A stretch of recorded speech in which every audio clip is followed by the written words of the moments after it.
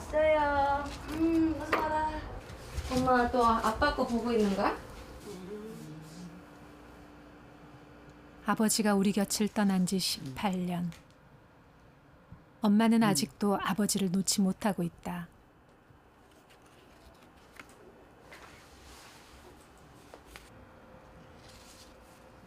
이런 모습을 볼 때면 엄마의 기억 속에 사는 아버지는 어떤 모습일까 궁금해지곤 한다. 사랑하는 아내에게 화창한 봄날씨가 우리를 매혹시키는 이때 그동안 가사에 얼마나 노고가 많소. 한시 하루라도 빨리 태어나여 내가 가사 일을 모두 맡고 싶어 안달이 날 지경이라오. 여보, 아무리 장사가 안 되더라도 계속 하던 정가물을 치우지. 아마 사랑하는 아내에게 사랑하는 아내에게 항상 엄마한테 높임말 쓰고 사랑하는 순자 씨 안 잊어버려. 그렇게 사랑이 많은 아버지에게 세상이 얼마나 가혹했는지도 나는 잊지 않고 있다. 우리 아빠 잘생겼네.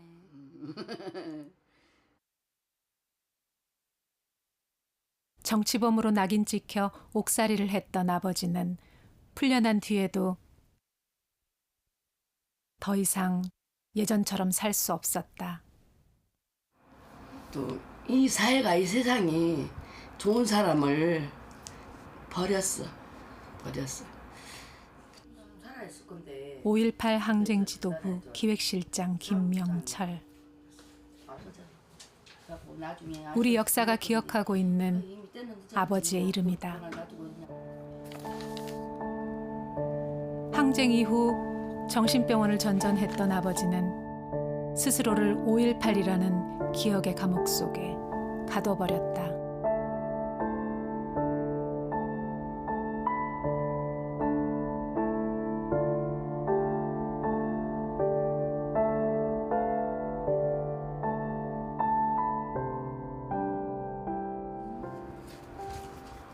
효순 삼촌이네? 아, 효순 삼촌이 또 언제 아빠 찾아가지고 이렇게 사진 찍은 거야? 효순 삼촌도 오랜만이다. 그렇게 건강했으면 박효선 삼촌은 80년 5월의 이야기를 끊임없이 연극 무대에 올렸던 5.18 항쟁지도부의 영원한 홍보부장이다. 여기 좀 무한대 거기를 쳐도 아깝다. 박남선. 동남선 중앙식장. 나도 끝터리가 선자인데. 박효선? 중앙식 내 정상을 사실. 심수수연이 기식장. 김명철. 박효선이는. 집에 가버렸지.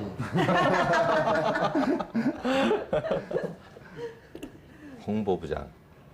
홍보장 하다가 김희대라 김대중 석방하라.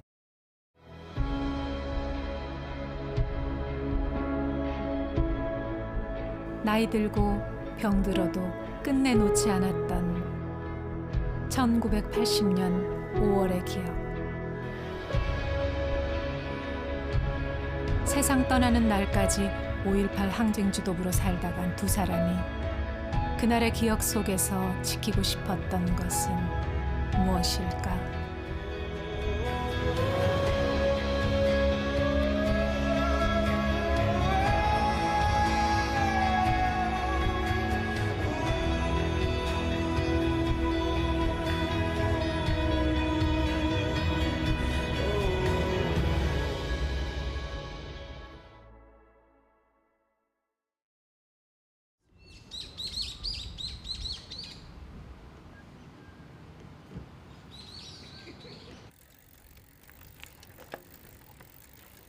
다시 5월이다. 풋풋한 청춘처럼 얼마나 싱그러운 계절인가. 하지만 36년 전 5월은 지금처럼 싱그러울 수 없었다. 안녕하세요. 안녕하세요. 간단히 말하면 뭐랄까 광주의 연극쟁이들이 그해 5월의 이야기를 풀어내기 위해 모였다. 풀고 가자. 5.18을 소재로 한 두 편의 영화가 상영되는 사이 관객에게 선보일 퍼포먼스다. 전라도, 광주, 뭐 5.18 어쩌고 할 때 홍어를 빗대서 어떻게 어쩌고 저쩌고 하시는 분들도 계시고 하는데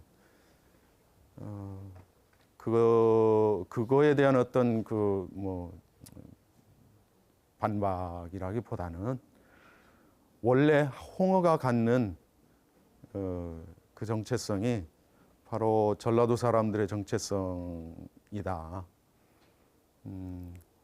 홍어에 울고 홍어에 웃고 홍어에 슬퍼하고 홍어에 기뻐하고 보통 한지보다 좀 전라도 잔치상에 빠지지 않는 홍어처럼 우리 연극 인생에서도 빼놓을 수 없는 이야기가 5.18 민주화 운동이다.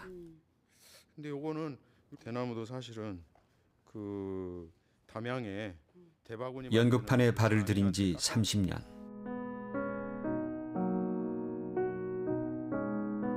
(80년대) 후반 처음 입단한 극단에서 연출가 박효선을 만났다.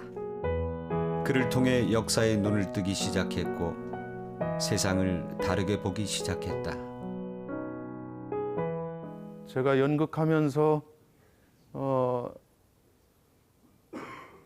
마치 이 가슴에 새겨진 어떤 기표처럼 기의처럼 자꾸 나를 자극하는 분이라면 박효선 선배님이신 것 같아요. 특히나 이제 5월쯤 되면 그분 생각도 많이 나고.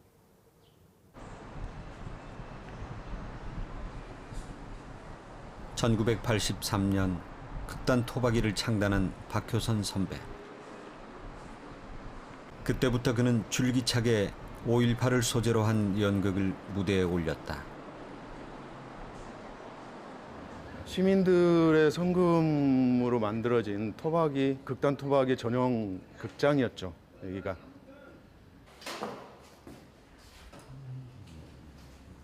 지금은 비어있는 이 소극장이 박효선 선배와 당시 단원들에겐 잊을 수 없는 공간이다. 연극사에 남을 작품들이 이곳에서 탄생했다. 여기 전대정문 민들레 소극장 개관할 때 달았던 뭐라 그래요? 현판이라고 그럽니까? 네, 현판. 요 이름을 아마 박효선 선배님이 제안을 했던 걸로 기억해요. 마치 민들레 홀씨가 이 공간에서 넓은 세상으로 여기저기로 퍼져나가서 이 세상의 진실이 우리 삶에 많은 보탬이 될 수 있었으면 좋겠다. 뭐 이런 원이겠죠. 예. 다들 떠나버린 극장에 남겨진 이 리어카와 첫 작품 금희의 5월에 출연했다. 대본에 담긴 진실은 충격적이었다. 어떻게 저런 일을, 저런 명령을 내려서 저런 일을 벌일 수가 있죠? 어떻게 그럴 수 있죠? 라는 내용의 질문을 했더니 지금도 기억이 나요. 그 웃음의 의미는 잘 모르겠어요. 선배님이 이렇게 지그시 바라보면서 미소를 지으셨거든요. 묘지번호 69번. 역사의 부름에 화살로 날아간 오빠. 엄마. 실제 사건과 인물을 바탕으로 쓰여진 금희의 5월. 요놈들이 사람 새끼가 아니구만. 살인 백정이여. 80년대 후반 공연은 큰 파장을 불러일으켰다. 극단 토박이가 금희의 5월 이라는 작품을 갖고 서울로 와서 그러니까 출품을 한 거죠. 그래서 공연을 했어요. 그때 그 공연 보고 다들 놀랐어요. 광주 항쟁에 대해서 오해를 하고 있거나 부정하고 싶었던 사람들도 그 작품을 보고서는 감동하고 안 할 수 없는 그런 작품을 가져왔던 거죠.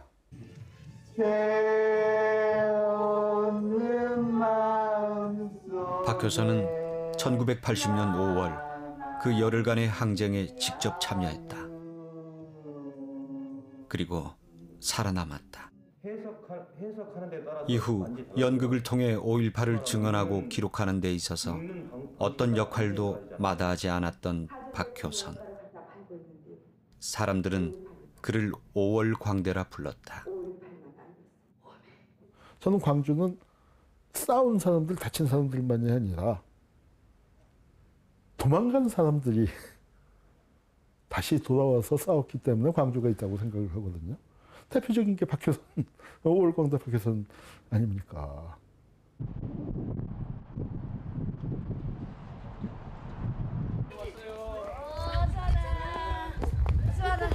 할머니 보고 싶었어. 아이고 왔어. 아이고 오느라 고생했어. 아픈 아버지 대신 가장 노릇을 하며 자식들을 키운 엄마. 종종 닭죽잔치를 핑계 삼아 가족들을 한자리에 불러 모으는 것이 엄마의 낙이다. 자, 우리 아들 닭다리 나서 건강해라. 예, 챙겨줬어요. 아침에. 하나 먹고.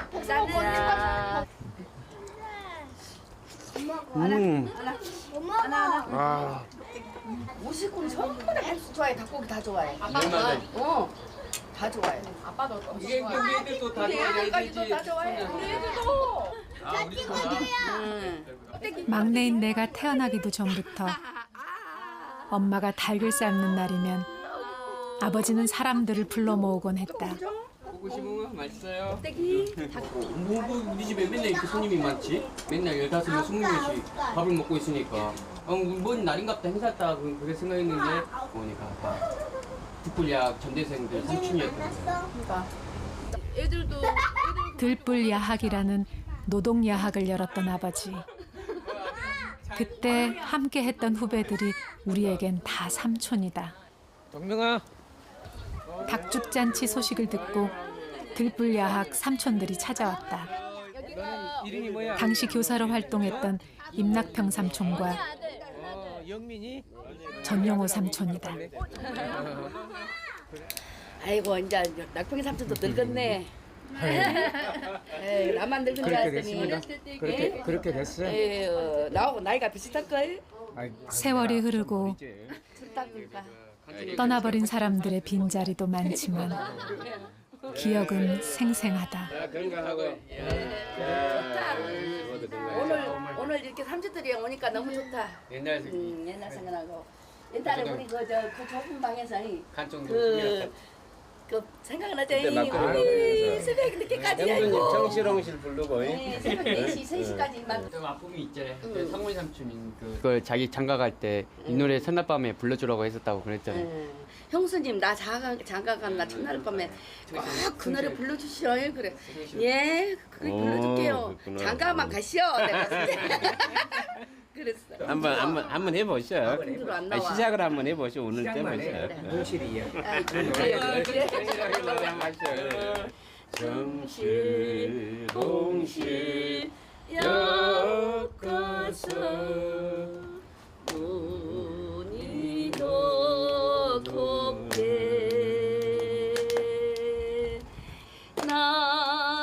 나만이 아는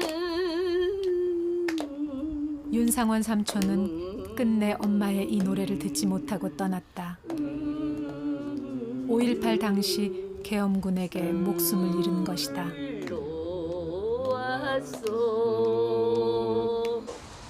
뭐 지인들이 뭔 일 있어도 잊혀지지 않고 생각을 하고 그러는데 하물며 동고동락이고 한솥밥을 먹은 삼촌들이 이 세상에 없는데 어떻게 그게 생각이 안 나겠어. 많이 생각이 나고 보고 싶고 어쩔 때는 근데 5월이 딱 지면은 거짓말처럼 있잖아요. 그거 상태가 안 좋아요. 또 아무리 정신 차리고 그걸 안 할라 해도 안 좋아요. 나도 모르게 내가 왜 이러지 하고 보면 오들머리 5월이야. 해마다 5월을 앓는 사람들에겐 36년 세월도 약이 되지 못한다.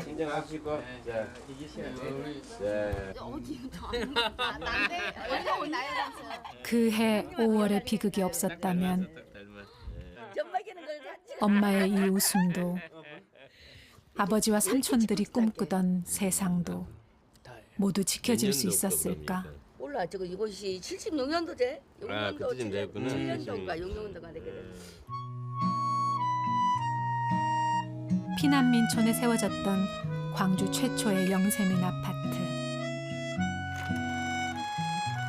1977년 나의 아버지 김영철은 이곳에서 주민자치를 통한 지역 공동체 운동을 시작했다.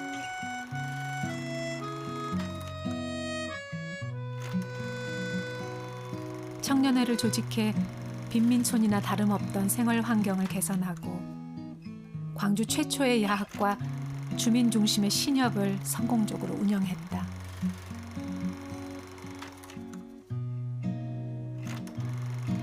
시간이 흐를수록 커져가던 희망. 하지만 그것은 결국 꿈으로 남고 말았다. 자, 함께 찍는다고 생각하시고 아빠도 지금 있고 같이 삼촌들 다 있어요. 하나, 둘, 셋.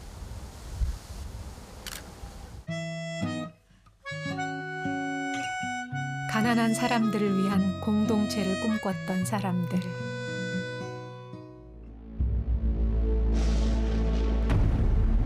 역사에 들이운 먹구름은 그들의 운명까지 바꿔버렸다.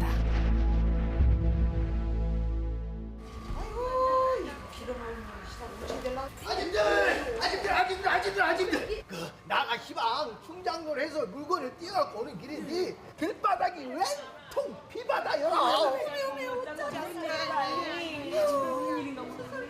아이 그놈들은 그냥 힘이 보통이 아니담소요. 아이 그게 뭐라고 할까이? 그놈들은 말이요 보통 군인들하고 차원이 틀려라. 그러니까 그 최정예라고 합디다. 아니 그 최정예가 누구다요? 최정예 공수부대가 계엄군이라는 이름으로 광주에 투입됐다.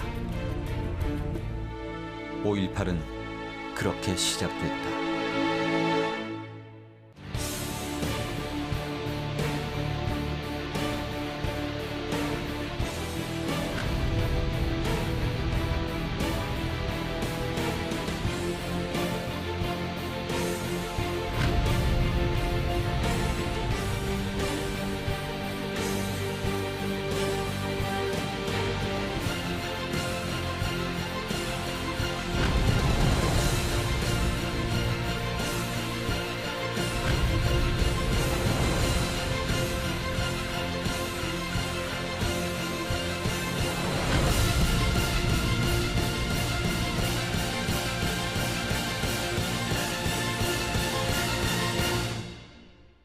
전두환 정권이 권력을 장악하기 위한 저항을 무력화시키기 위한 명분으로서 활용됐던 거기 때문에 계엄령 전국 확대의 명분 자체가 조작된 것이라는 겁니다. 따라서 공수부대의 주둔이라든지 그리고 그에 대한 광주 시민들의 저항은 정당화될 수밖에 없는 거겠죠.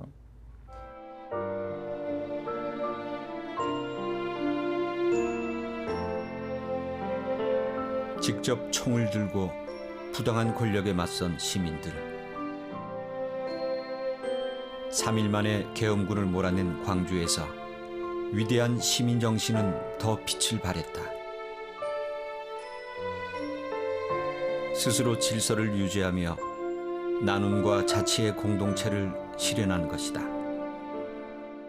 이미 알고 계시다시피 광주는 바로 이 계엄군들이 21일 날 바로 도청에서 철수하게 됨에 따라서 광주를 완전히 포위하고 에워싸는 도관에 든 쥐를 만들게 되지 않습니까? 그러니까 어떤 사람도 광주 외곽에서 광주를 들을 수가 없게끔 철저하게 모든 길목을 다 막아놓고 있는 상황이었는데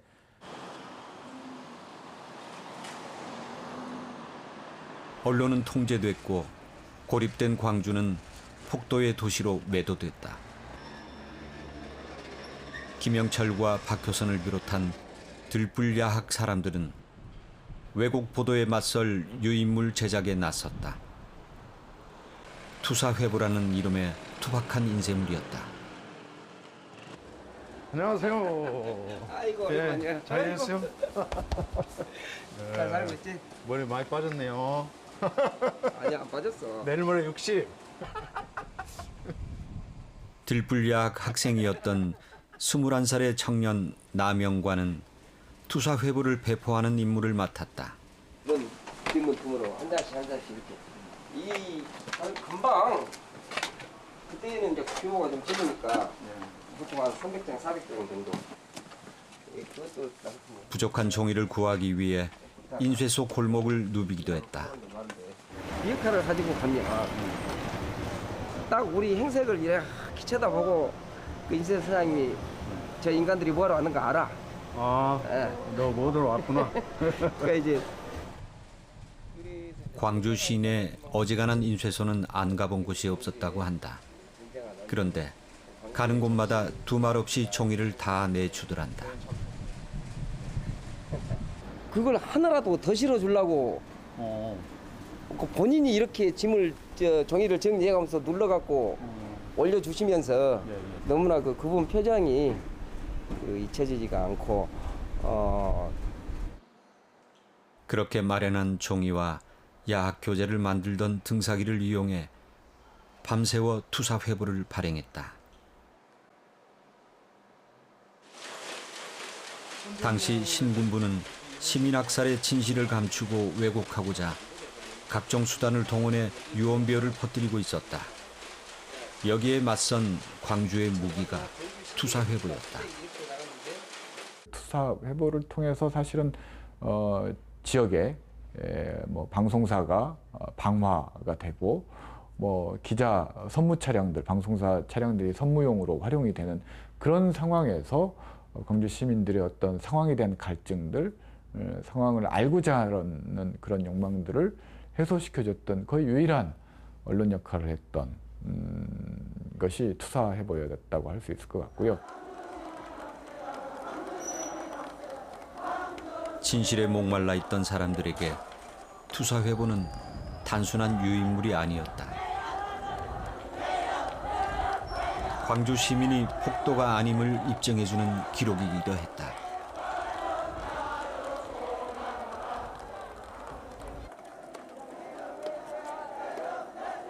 한편 시민들이 전남도청으로 몰려들자 박효선이 활동하던 극단 광대팀은 분수대를 무대로 시민 권기대회를 준비했다. 한편에 살아있는 마당극을 연출하게 된 것이다. 일종의 컨트롤 타워 역할을 했던 의사결정 기구가 시민학생 권기대회였다라는 거죠. 그래서 아마 우리나라 여러 가지 민주화 운동의 사례들이 있지만 이런 유사 사례는 아마 발견하기가 쉽지 않을 겁니다. 광주 시민 여러분, 여기는 대학생 수석대책위원회 방송반입니다.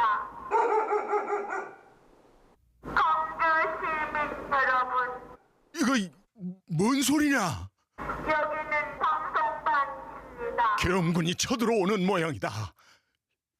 그 정현이는 안에 있지야?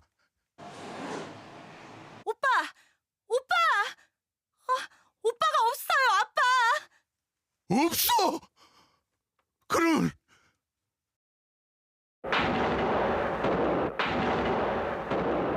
열흘간의 항쟁이 진압되던 날, 도청에 남은 이들은 모두 죽음을 각오했다. 정권 장악을 위해 국민에게 서슴없이 총을 겨눴던 신군부. 폭도에게 알린다. 폭도에게 알린다. 총을 버리고 자수하라. 총을 버리고 자수하라. 아직도 늦지 않았으니 즉시 자수하라. 아직도 늦지 않았으니 저항 즉시 없이 자수하라. 그들에게 항쟁의 상징이었던 도청을 비워줄 수는 없었다. 마지막까지 도청에 남아서 그 자리를 사수하면서 목숨을 바쳤던 그런 사람들이 그야말로 그 광주 시민들의 진실, 그야말로 진실을 그대로 간직하고 나름대로 나중에 역사에 의해서 밝혀질 수 있도록 진실을 이제 그야말로 간직했다고 하는 것, 그 제가 제일 중요한 그 교신, 시간을 초월한 교신이었다고 생각합니다.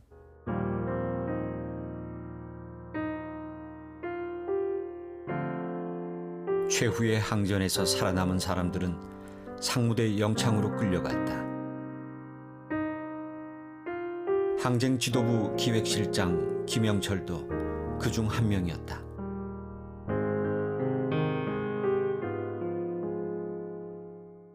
결과적으로는 이분들의 행동이 한국 민주주의를 발전시키는데 절대적인 기여를 했지만 그분들이 그때 우씨하고 계엄군에게 맞설 때 그리고 도청에 남았을 때 민주주의를 위해서 남았다고는 생각하지 않습니다. 정말 소박하잖아요. 이러면 안 되는 거잖아요. 이러면. 지나가는 여대생을 대검으로 찔르고 막 곤봉으로 치는 놈들이 권력 잡으면 안 되는 거잖아요. 그 꼴 못 보는 사람들이 남은 겁니다. 그날 아침 나의 아버지 김영철은 계엄군의 차에 실려가면서 어떤 생각을 했을까?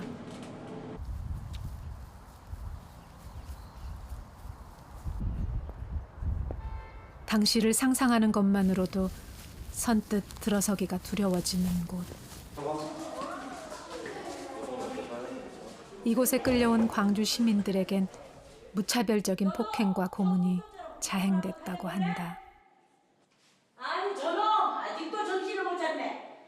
야이 새끼 너 똑바로 대답해. 어린 시절 내가 그랬듯 지금 이 아이들에겐 쉽게 이해하기 힘든 이야기들일 것이다.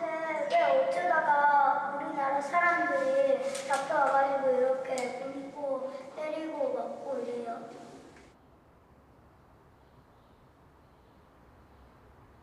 아버지가 이곳에 수감됐던 그해 7월에 태어난 나 역시 자라는 동안 내내 궁금했던 질문.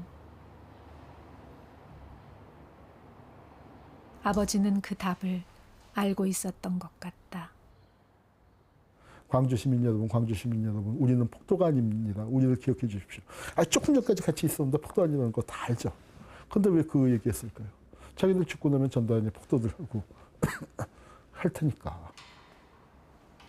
폭도라는 자백을 강요하는 고문에 굴복하는 것. 그것이 죽음보다 더 두려웠을까?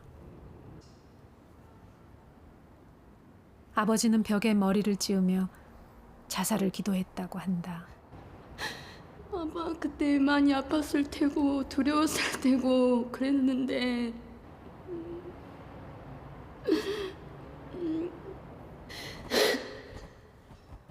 그 후 정신 이상 증세를 보인 아버지는 진실을 잊지 않기 위한 기억의 감옥에 자신을 가둬버렸다.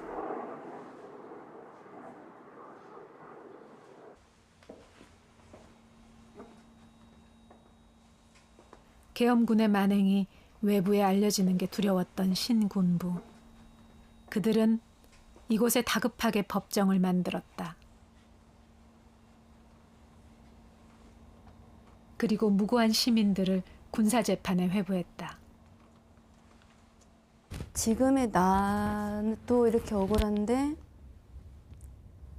그때 당시에 아버지나 삼촌들 또 그와 같이 있는 시민들 그 외에 너무나도 이유 없이 총 맞고 맞아 죽고 했던 이들은 얼마나 더 억울할까라는 생각을 들어요.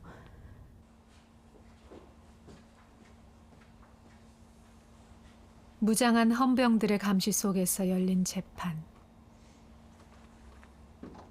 심판관이라는 이름으로 이들은 진짜 심판해야 할 죄를 덮기 위해 없는 죄를 만들어내는 거짓 판결을 내렸다.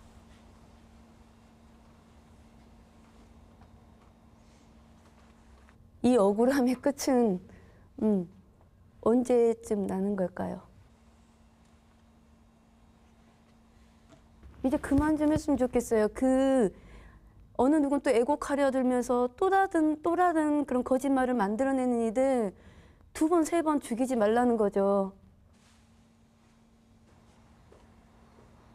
내란을 일으킨 폭도라는 누명을 쓴 채 1심에서 12년형을 선고받은 아버지.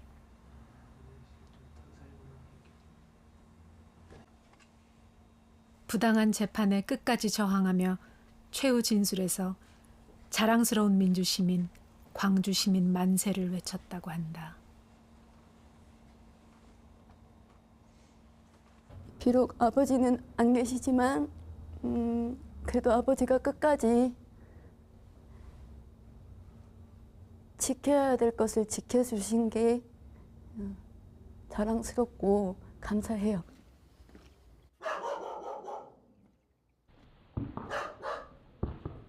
계엄군에 의해 광주가 진압되던 날 밤, 항쟁 지도부 홍보부장이었던 박효선은 도청을 빠져나왔다. 그렇게 시작된 2년의 도피 생활은 자수를 하면서 끝이 났다.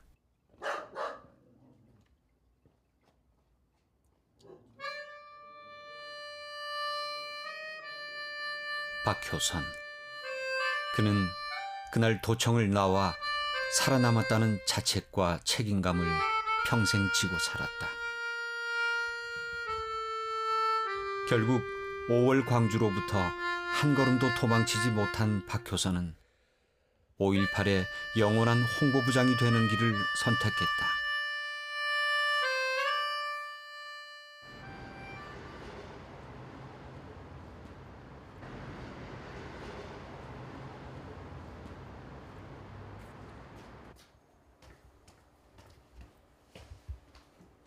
이현아!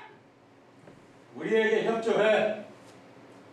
5월 유족회, 부상자회 그런 거 있어봤자 뭐래? 망월동 묘지? 그것도 없애버리자. 어? 당신들 해도 너무하네요. 난 공시 재판에서 판결을 받고 석방된 사람이에요. 도대체 무엇 때문에? 이게 아직도 정신을 못 차리고 있구만. 이현웅, 너는 폭도야! 네 죄목이 뭔지 기억하냐? 1993년 무대에 올린 심리극 모란꽃. 항쟁 참가자들의 정신적 외상에 대해 다루며 5.18은 아직 끝나지 않았다고 이야기한다. 너한텐 평생 빨간 줄이 따라다닐 거야. 이제 그만해라. 뭐 아직도 5.18이냐. 이런 얘기들은 설명이 안 되죠. 설득이 될 수가 없지요. 그리고 그런 상처를 안고 살아가는 분들이 내 주변에 많이 있는데 그냥 눈만 돌리면 다 그분들이 보이는데 어떻게 그 얘기를 안 할 수가 있을까? 어때? 우리에게 협조해. 우리가 모란꽃을 공연하던 무렵 네. 문민정부가 들어섰고 5.18 관련자들은 국가의 보상을 받았다. 난 가진 것은 그리고 없지만 박효선은 내 동료들을 팔아먹지는 않아. 가슴 아픈 이야기들을 들어야 했다. 5월 당시 우리들이 어떻게 서로를 아꼈는데. 아직도 5.18이냐? 이제 그만 좀 해라. 5월이라는 것은 우리들에게 부담감이 아닙니다. 짐이 아니에요.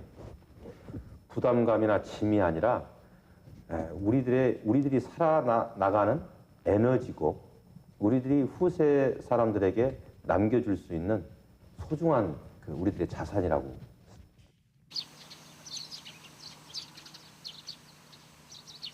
(5.18) 국가기념일로 지정되고 난 이듬해 아버지는 그제야 항쟁 지도부 기획실장의 자리를 내려놓고 먼 길을 떠났다. 폭도라는 누명을 벗고 민주투사라는 이름으로 이곳에 묻힌 아버지. 아빠 막내딸 왔어? 잘 계셨죠?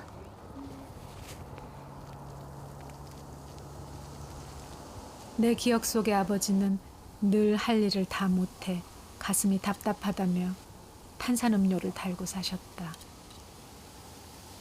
그래도 그 아픈 와중에서도 일해야 된다고 하고 싶었던 아버지셨는데 하늘에서나마 삼촌들하고 만나서 일하고 계시는구나. 고문 후유증에 시달리면서도 아무도 미워하지 말라던 아버지. 이제는 좀 편안해지셨을까? 아빠한테 사랑한다는 말도 안 했어. 아빠 검정이 집은 하려고 했는데 안 기다려줬잖아요. 나는 안 했는데 난 아빠 기다려줄 줄 알았단 말이에요. 아빠 쳐다보지도 않았다고요.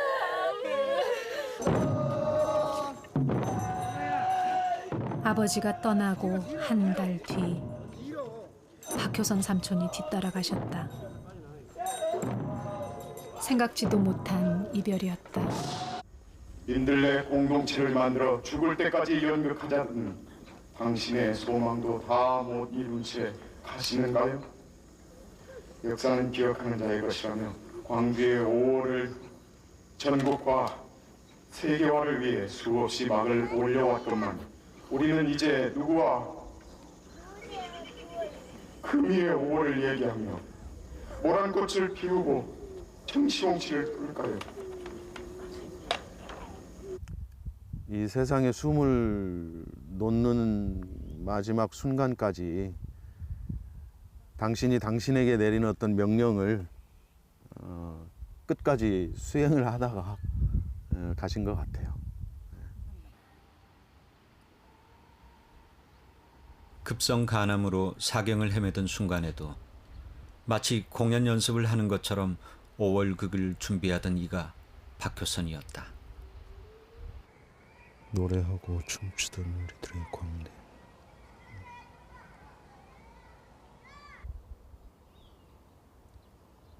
박효선과 김영철. 그토록 끈질기게 기억과의 투쟁을 멈추지 않던 두 사람은 5.18이 민주화 운동으로 승인되자 마치 할 일을 다 끝냈다는 듯이 나란히 하늘길로 소풍을 떠나버렸다.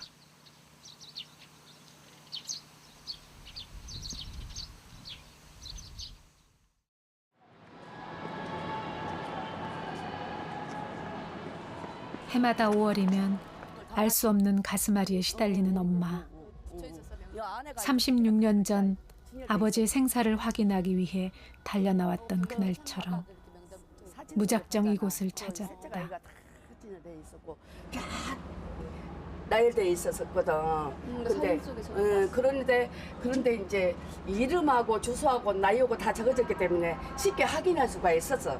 그래서 이제 내가 얼른 보고 이제 이름 뱃속에 8개월 된 나를 품고 사망자 명단을 뒤지던 심정이 오죽했을까. 자기 직계가 자기 가족이 아니다 할지라도 같은 사람들이 다 시민들이 다 한 마음이 되어가지고 다 마음 아파하고 막 그러면서 같은 생각을 가지고 같은 뜻을 가지고 막 같이 돕는 심정으로 그렇게 막 다 찾아주고 찾고 위로해주고 막 그런 상황이었어. 이게. 옛 전남도청 앞에 있는 상무관은 5.18 당시 계엄군에 의해 목숨을 잃은 분들의 시신을 임시적으로 안치했던 곳이기도 하다.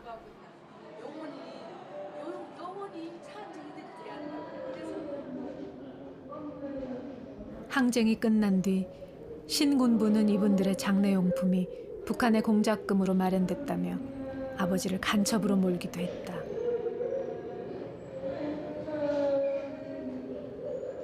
까만 리본 만들어서 시민들한테 달아주고 또 저기 관사다가 입관시키고 또 이제 도청 앞에 그 큰 국기에다가 까만 리본 조기표 한이라고 달고 아빠 그랬대 그런 일 했대. 근데 간첩이라고. 그런데 이게 어찌된 일일까? 옛 전남도청 앞에서 우리는 악몽 같던 일들을 다시 떠올리게 하는 사진을 목격하게 됐다. 광수가 무슨 뜻이냐? 그때 당시에 광주 시민들이 그러면 북한에서 내려온 특수원들이다 이 말인가? 그렇지. 오면 한장하네. 광주 시민을 폭도와 간첩으로 매도하는 또 다른 이름의 계엄군이 여기 있었다. 이거 다 하기래 광주 시민이 다 하기 뭐. 응? 여기도 여자분. 사망자 명단? 가족 찾으려고 와서 앉아있는 것들이 광수라고? 이 사람들 속에 나도 있었어. 근데 이 사람들 어떻게 광수요? 남자도 아니고 여자들이 말이요. 가족 찾기 위해서 지금 나도 정신을 몰두해서 쳐다보고 있잖아. 혹시 자기 가족 있는가, 이름 있는가 확인하려고. 이게 어떻게 광수냐고. 이 기막힌 현실은 5월 항쟁이 아직도 끝나지 않았음을 보여준다.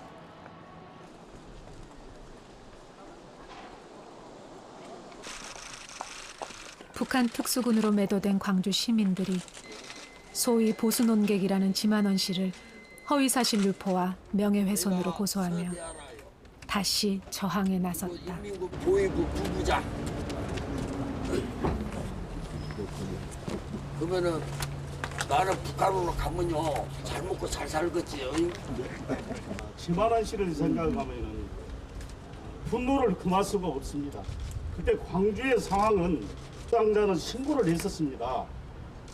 목포에서 살고 있는 김진순입니다. 87이요. 몰랐지. 사진 찍은지 어쩐지 정신없이 돌아다니는데 내가 어떻게 그런 것을 알겠어. 아무것도 모르지. 사진 찍은지도 모르고 우선 아들만 찾으려고 싸들고 돌아다니는데 옆에 사람 뭐 비기나 하간디.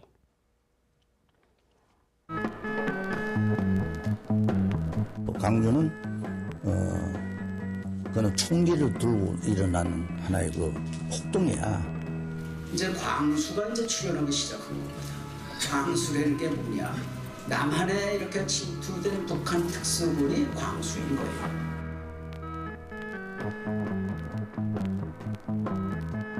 역사의 진실을 왜곡하려는 이들의 주장은 36년 전이나 지금이나 크게 다르지 않다.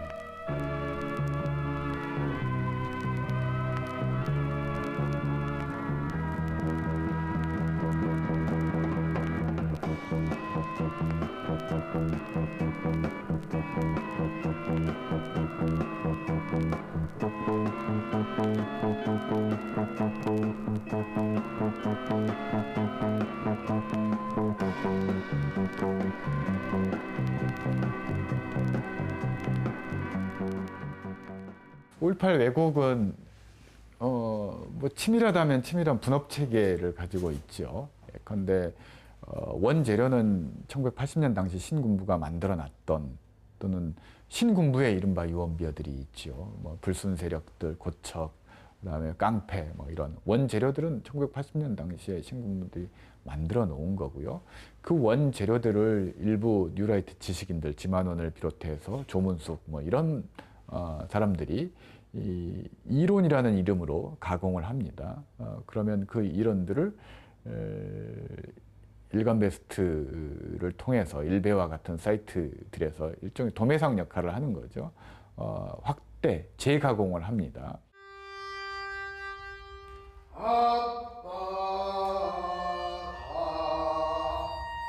오늘 우리가 누리는 자유는 누군가 죽음으로 지켜낸 것이다.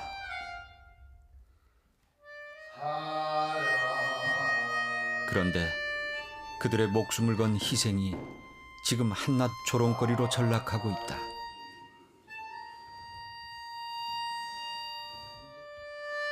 우리 김 사장은 홍어는 귀하게 모셔야 된다고 절대로 택배로 안 붙이요. 어떤 속 창아리 없는 놈들이 홍어를 택배로 붙이니 많이 연병이여. 에헤이. 진실을 지키기 위한 투쟁은 이제 우리의 몫이 되었다. 홍어가 일하고 넙다 어디? 넙다. 무엇을 어떻게 해야 할까? 지금도 무전이 와요. 응답하라 2016. 80년 5월 27일 새벽 3시에 도청에서 날라오는 무전에 우리는 어떻게 응답해야겠습니까? 저는 그런 면에서 박효선이 도망쳤던 박효선이 다시 돌아와서 깃발을 세운 거 아닙니까? 그리고 정신병에 걸린 김영철은 참 그 인터뷰 마지막 남아있는 인터뷰가 상징적이죠. 윤상호는 살아있다. 어디 살아있습니까? 가슴에. 기억하지 않는 역사는 되풀이된다고 했던가. 남겨진 사람들은 지금 김영철의 유고집에 이어 박효선의 수기집을 준비 중이다.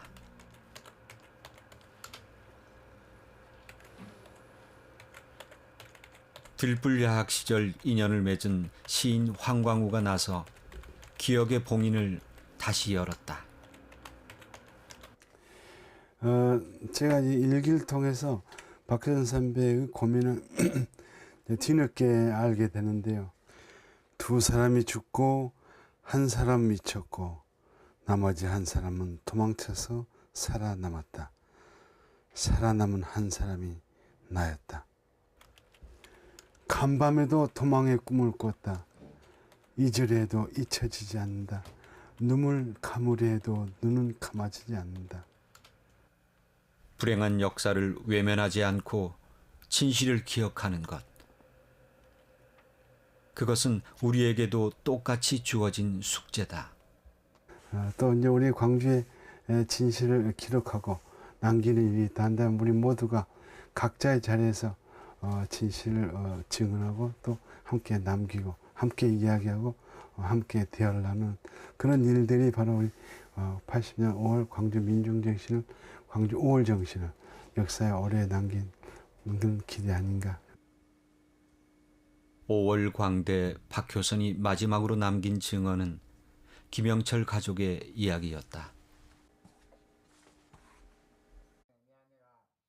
정실 홍실 엮어서 무늬도 곱게 정실 홍실 엮어서 동고동 낙생활 그릇 영문토록 합시다.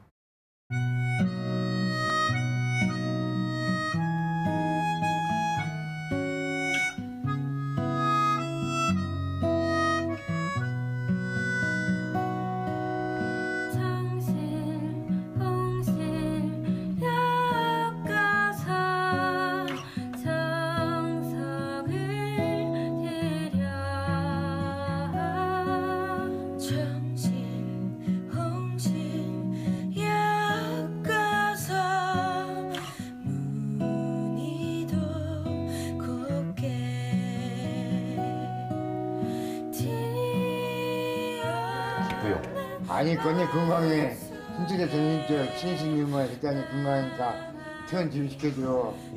입은 여전하구만. 응? 가만히 있지는 못해 입을. 입은? 응. 아니 사람이 말하고 살아야지.